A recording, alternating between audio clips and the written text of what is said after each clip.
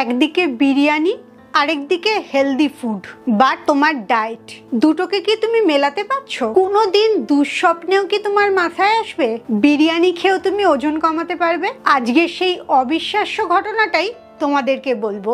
বিরিয়ানি কেন ভালো খাবার এবং কিভাবে খেলে তোমার ওজন কমাতে কোনো অসুবিধা হবে না। তুমিও যদি বিরিয়ানি খেতে ভালোবাসো তাহলে আজকের ভিডিওটা অবশ্যই পুরোটা দেখো, এবং এরপর থেকে ডায়েট করছি বলে বিরিয়ানি খাবো না এটা কখনোই করবে না। তার বৈজ্ঞানিক কারণটা আজকে শিখে নাও। Welcome to good life with Sukanya. আমি লাইফস্টাইল কারেকশন কোচ।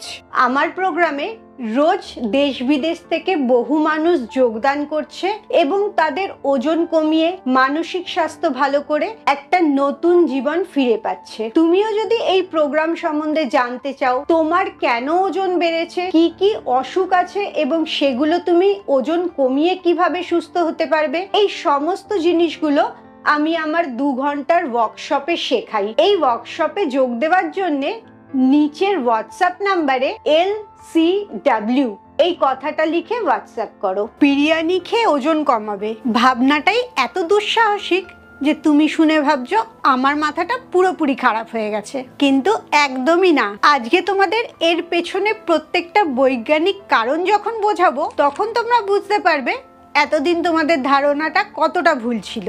বিরিয়ানি যথেষ্ট একটা ভালো খাবার। প্রথম ভেবে দেখো বিরিয়ানি কি কি দিয়ে তৈরি হয়।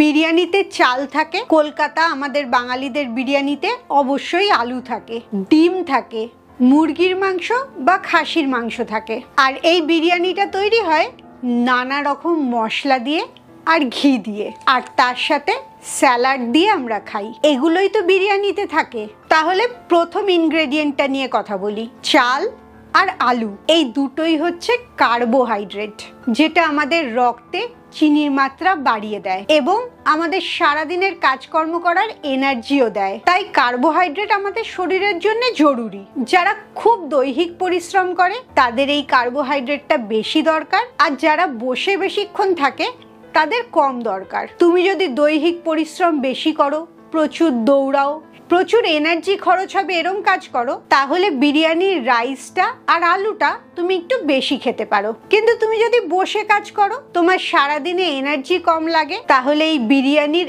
আলুটা আর চালটা কিছুটা কম নিতে হবে তোমাকে। 2 নম্বর যেটা থাকে সেটা হচ্ছে মাংসটা, সেটা খাসির মাংস হোক বা মুরগির মাংস হোক, আর তার সাথে ডিম।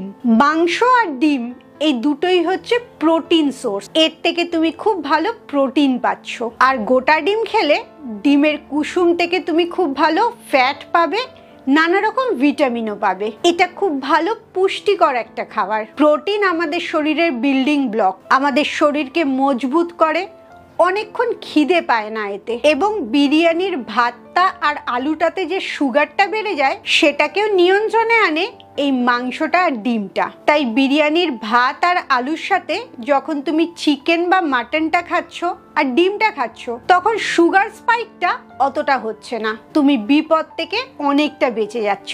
এবারে 3 নম্বর, বিরিয়ানি যে মশলাগুলো দিয়ে তৈরি হয়, প্রতিটি মশলা আমাদের শরীরে অনেক উপকার করে। তাই বিরিয়ানির মশলাটা কোনোই ক্ষতি করে না, বরঞ্চ তার উপকারিতাগুলো আমরা পেতে পারি। তাই বিরিয়ানির মশলাতে কোনো সমস্যা নেই। এবারে আসি বিরিয়ানির তেলটা। এই তেলটা তুমি তেল ব্যবহার না করে যদি ঘি ব্যবহার করো তাহলে তো ভীষণ ভালো হয়, কারণ ঘিটা খুব ভালো ফ্যাট, যেটা আমাদের শরীরকে অনেক ভালো রাখে। ফ্যাট সলিউবল ভিটামিনগুলো আমাদের শরীরে মিশতে সাহায্য করে। তাই তেলের জায়গায় তুমি বিরিয়ানিটা ঘি দিয়ে রান্না করলে তোমার পুষ্টিগুণও বেশি হচ্ছে এবং স্বাস্থ্যকর হচ্ছে।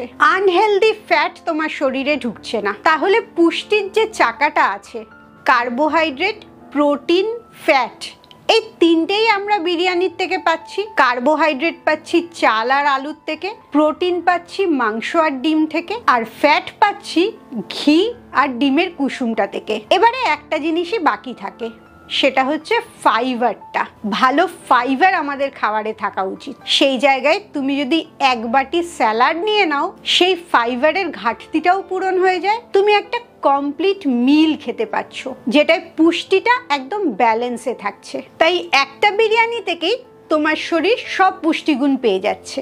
এবং বিশেষজ্ঞরা রিসার্চ করে এটাও দেখেছে তোমার খাবারে যখন যথেষ্ট পরিমাণে প্রোটিন থাকবে, নানা রকম মশলা থাকবে, তখন তোমার সুগার স্পাইকটা কম হবে, তোমার অনেকক্ষণ পেটটা ভর্তি থাকবে। আর বিরিয়ানিতে ভালো মাত্রায় প্রোটিন এবং অনেক রকম মশলা আছে, তাই জন্য সেইটা এই ক্যাটাগরিতে খুব সুন্দরভাবে এসে যাচ্ছে। কিভাবে এক্স্যাক্টলি বিরিয়ানিটা খাবে সেটা আমি দেখিয়ে দিচ্ছি। তার আগে একটা ঘটনা বলে নিই। আমার লাইফস্টাইল কারেকশন প্রোগ্রামে একজন ভদ্রলোক অনেক দিন এমন একটা জায়গায় কাজ করতে গেছিলেন যেখানে উনি বিরিয়ানি ছাড়া আর কিছুই খেতে পারেননি। উনি মনে মনে ভেবেছিলেন এত বিরিয়ানি খাচ্ছেন প্রচুর ওজনটা বেড়ে যাবে। আশ্চর্যের ব্যাপার হচ্ছে উনি যখন ফিরে এসে ওজনটা মাপলেন তখন দেখলেন ওজনটা অনেক কমে গেছে।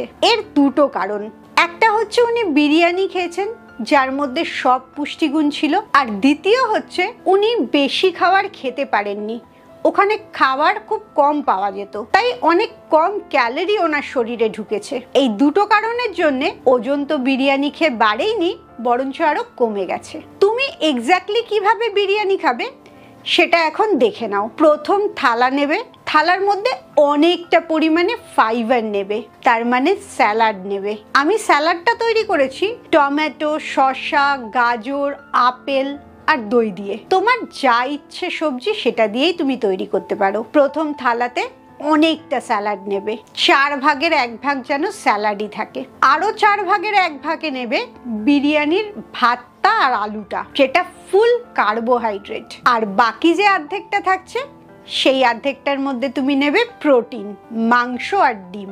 অবশ্যই পরিমাণটা মাথায় রাখবে, কারণ পরিমাণের উপরেই তোমার ক্যালোরি ইনটেকটা নির্ভর করে। তুমি যখন পরিমাণ কম নিচ্ছ ক্যালোরি কম ঢুকছে, আর তুমি যখন ব্যালেন্স করে নিচ্ছ protein, carbohydrate, fibre, good fat, তখন তুমি পুষ্টিগুণটা ঠিক রাখছো।